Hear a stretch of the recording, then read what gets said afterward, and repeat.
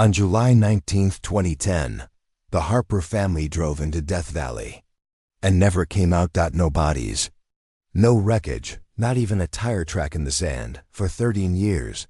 All that remained was a mystery and one unanswered voicemail, until two hikers, lost and nearly out of water, stumbled onto something the desert was never supposed to give back. Nathan Harper was 40-2. Quiet, dependable. An HVAC technician who spent his weekends fixing things that didn't need fixing. His wife, Erin, 30-9. And English teacher. The planner, the one who triple-checked supplies and packed paperbacks next to protein bars. Their son, Jake, 15. Sharp, brooding, obsessed with rocks and stars. He said Death Valley was the closest thing we had to Mars. Their daughter, Emma, 12, sweet, sensitive. She drew stars in her journal and gave names to clouds. They left home around 8:17 a.m. in their silver Toyota Highlander, bound for a long weekend camping trip near Furnace Creek. That was the last anyone saw them. A park ranger remembered them. He said they came through the visitor station around 10. The girl had a blue notebook she wouldn't stop writing in. They asked for directions to a dry lake bed off the map. He warned them not to stray from the marked trails that weekend. Temperatures hit 118. They didn't check back in. When the Harpers didn't return home by Monday evening, no one panicked at first. By Tuesday morning, Erin's sister had called the sheriff. Nathan's boss reported him as a no-show. And then, at 6:12 p.m., Erin's mother received a voicemail. "Grandma, if you get this, we're okay, but we're kinda lost. Dad's trying to find a ridge. I think the map was wrong. Emma's feeling dizzy. If we don't call back soon." What followed was one of the largest search efforts in Death Valley history. Helicopters, search dogs, thermal imaging. 200 volunteers. Nothing. No signs of a crash. No clothing. No vehicle. No bodies. The desert gave nothing back. But then, 12 days later, something strange. A rancher 40 miles outside park boundaries opened his mailbox and found a water-damaged notebook with no return address. Inside, someone had written in neat, looping cursive, July 19th. "Jake says the horizon looks wrong. We've been following a dry wash, but it keeps curving. Like it loops. I keep hearing metal clanking in the distance. Nathan says it's the wind. Last night, Emma said she saw a building. Square, white, no windows. She drew it. This morning I looked. There's nothing there." The handwriting belonged to Erin Harper. Speculation exploded. Some believed the Harpers faked their disappearance. Others blamed traffickers, environmental collapse, heatstroke madness. But some believed something else, that the Harpers had crossed into a place not on any map, a zone that didn't exist. For 13 years, nothing changed. Until August 3, 2023, two hikers, Tomas Rivas and Jules Wagner, were off trail, searching for petroglyphs. Low on water. No GPS signal. Ready to turn back. Then, Jules spotted something half buried in the dust. It was a sun-bleached, half-melted license plate. Nevada, 4LXR 917. Harper family's car. The desert had finally spoken. But the secret it was about to reveal was never meant to be found. The license plate was real, sun-bleached, heat-warped, and unmistakable. Nevada tags. 4LXR 917. The Harper family's car. Tomas and Jules marked the coordinates, then started hiking back. They barely made it. Jules collapsed. A mile from the road, Tomas flagged down a Jeep. With just minutes of daylight left. Their footage hit the Rangers' desk by morning. Authorities were skeptical at first. Desert hoaxes weren't rare. But when a recovery team was dispatched 2 days later, they found something more than a license plate.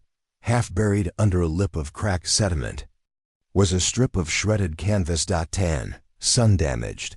Forensics later confirmed it was the outer shell of a Coleman family tent. The same model listed on the Harper purchase receipt. July 14th, 2010. 10 feet away, they found a rusted-out canteen and, beneath that, something else. A page, ripped from Aaron's journal. July 20th. No GPS. No signal. We've circled the same ridge 3 times. But the sun always feels wrong. We walked toward what looked like an old outpost. But when we got closer, there was nothing. Just wind. And this deep, low humming. Like power lines, but thicker. The search was reopened. Quietly this time. Not in public. Not with cameras. No press conferences. Just federal trucks.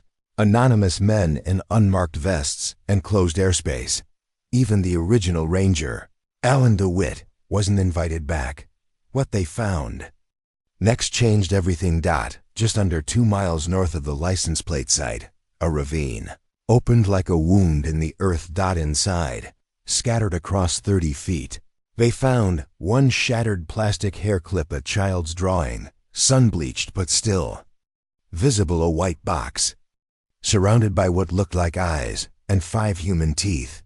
DNA confirmed what everyone feared. They belonged to Jake Harper, a boy who'd vanished at 15. The question now wasn't just where the Harpers had gone, but what had happened to them.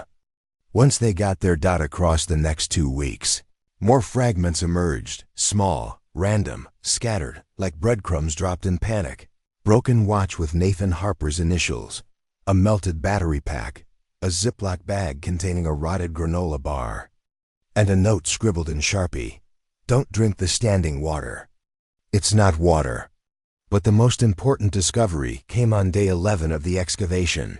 Buried inside a metal ammunition box, wrapped in tinfoil and sealed in wax, they found a cassette tape. Yes, a cassette. Inside, scrawled in block letters, IF.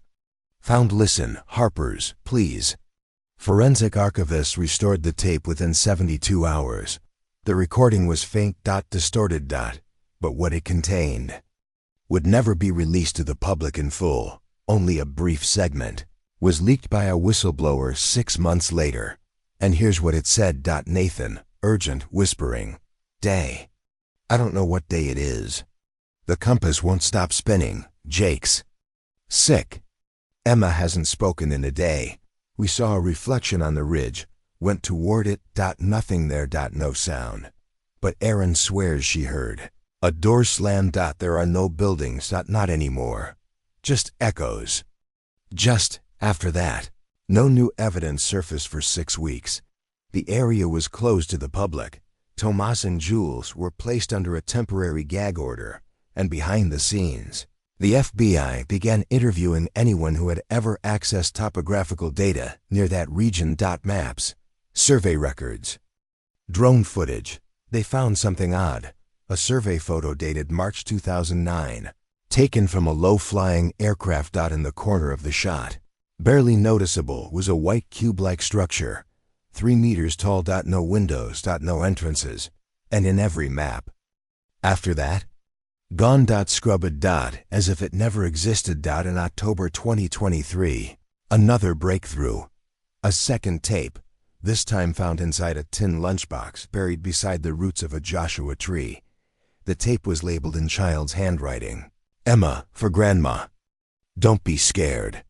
EMMA, age 12, voice trembling. I saw it again.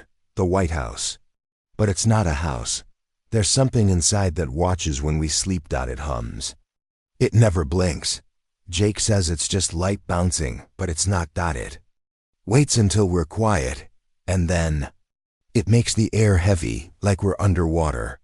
By now, the case was drawing quiet attention from private investigators, defense contractors, and even astrophysicists. Everyone wanted a piece of the desert puzzle, but nothing prepared them for what was discovered in early 2024, when a heat scan of the ridge revealed an underground chamber. 30 feet wide, sealed under 6 feet of sun-hardened stone. No door. No tunnel. No way in or out. Whatever it was, the Harpers found it, or it found them. And only one piece of the puzzle remained: a final journal page, located just inside the chamber's collapsed entry shaft. We hear footsteps, but they're never ours. The wind echoes things we haven't said yet.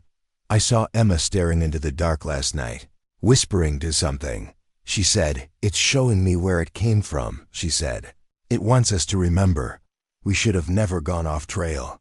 We should have never followed the sound."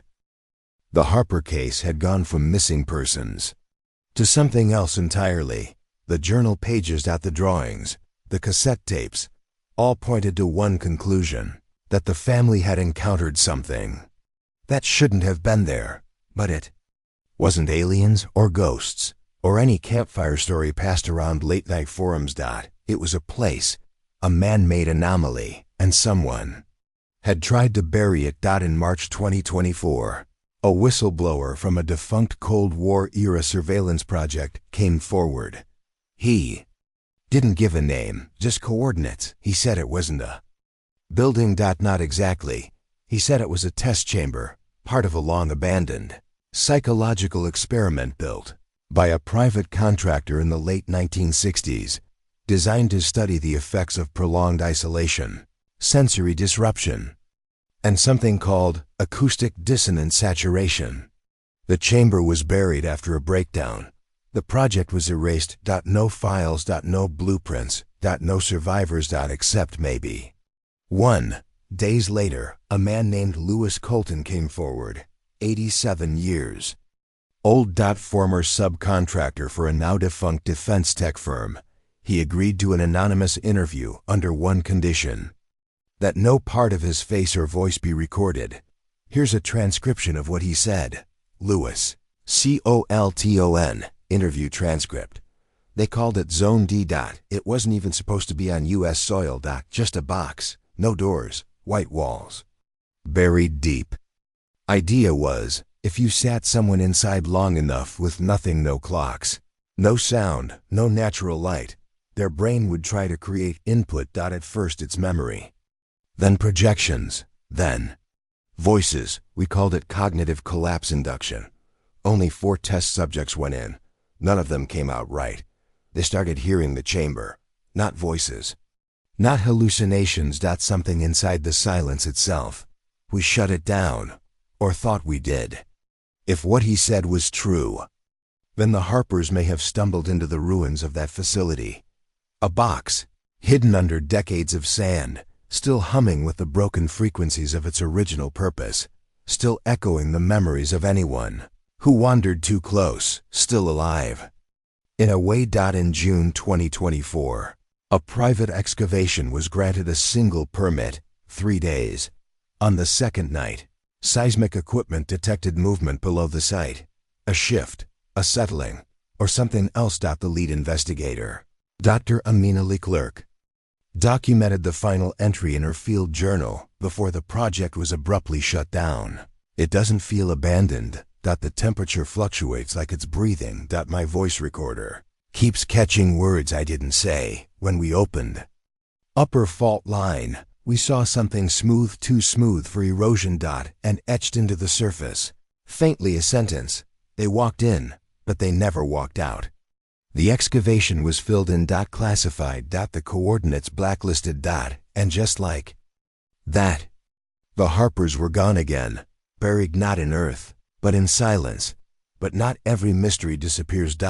Because in October 2024, one final item surfaced. At a swap meet in Tacoma, California, a scavenger found an old camera wrapped in wax paper and burlap. Inside, the last undeveloped roll of film ever shot by the Harper family. The photos were grainy, corroded by heat. But one image stood out: a family of 4. Standing beside their SUV, mid-laugh. Nathan, holding a map. Aaron, shielding her eyes. Jake, looking down at the sand. And Emma staring directly into the camera. Wide-eye. Behind her, just over the ridge, a white windowless box. Half sunken in the dust, casting no shadow. To this day, that photo remains unpublished, locked in evidence. Held under seal. The case was officially reclassified in December 2024, not as homicide. Not as missing persons, but as Incident 34B, cognitive dissonance hazard. So what really happened to the Harper family? Did they lose their way? Or find something that shouldn't exist? Something built by human hands, but never meant for human minds. Maybe they didn't die. Maybe they were absorbed, erased, folded into the silence they couldn't escape. And maybe, somewhere beneath the desert floor, the chamber still waits, still remembers. Because, when the wind is right, and the heat blurs the ridgelines just so. Some say you can hear voices out there, a boy's voice, a girl's laughter, a mother calling a name that never answers back, and a father whispering something the desert will never repeat. If you find this, don't follow the sound.